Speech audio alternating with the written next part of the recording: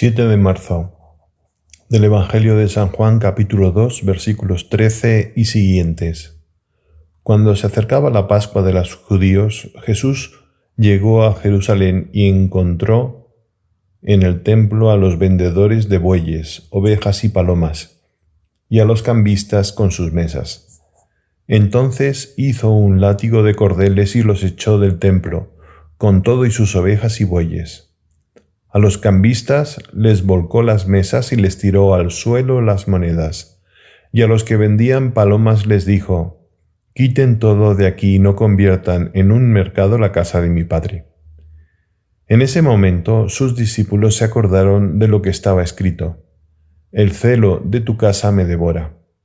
Después intervinieron los judíos para preguntarle: «¿Qué señal nos das de que tienes autoridad para actuar así?». Jesús les respondió: «Destruyan este templo y en 3 días lo reconstruiré». Replicaron los judíos: 46 años se ha llevado la construcción del templo, ¿y tú lo vas a levantar en 3 días? Pero él hablaba del templo de su cuerpo.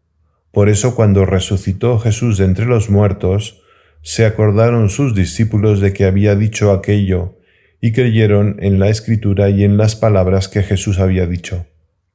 Mientras estuvo en Jerusalén para las fiestas de Pascua, muchos creyeron en él al ver los prodigios que hacía. Pero Jesús no se fiaba de ellos, porque los conocía a todos y no necesitaba que nadie le descubriera lo que es el hombre, porque él sabía lo que hay en el hombre. ¿Dónde encontramos a Dios?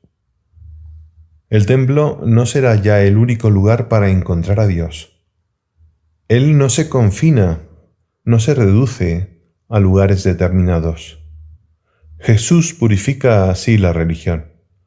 Lo que cuenta es la relación personal y sincera con el Padre, no tanto los espacios ni las instituciones. Lo que importa es el encuentro y el auténtico servicio a Dios. Jesús depura y radicaliza la praxis religiosa al indicar que Dios está en los corazones de quienes le busquen y amen. El verdadero templo está en espíritu y en verdad, y Cristo es el único enlace con la divinidad. Si esto es así, ¿cómo se explica la beligerante defensa que el mismo Jesús hace en esta ocasión del templo? Jesús no desprecia el templo, pero enseña en los montes, en la llanura, en el lago y en sus últimos días, sobre todo en Jerusalén, a la sombra del templo.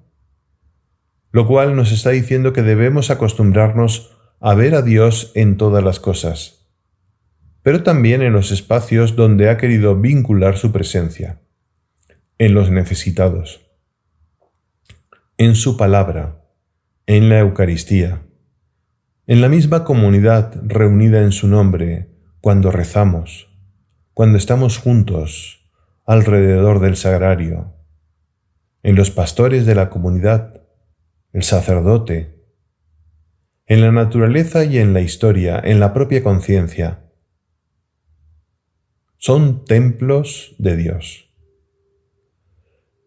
En este Evangelio vemos cómo, con su gesto, corrige contundentemente los abusos ocasionados por la mezcla de religión y comercio que se daba en el templo.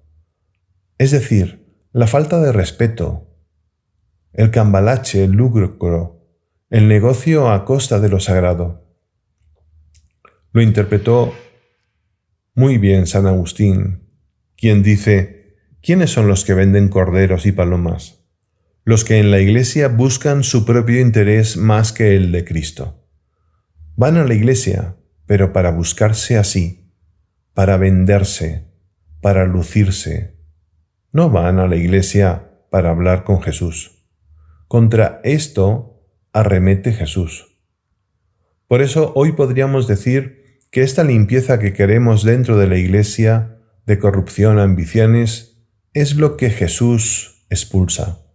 Quiere hombres y mujeres fieles, puros, entregados, apasionados. El templo un lugar donde debo vigilar y crecer en el encuentro con Dios.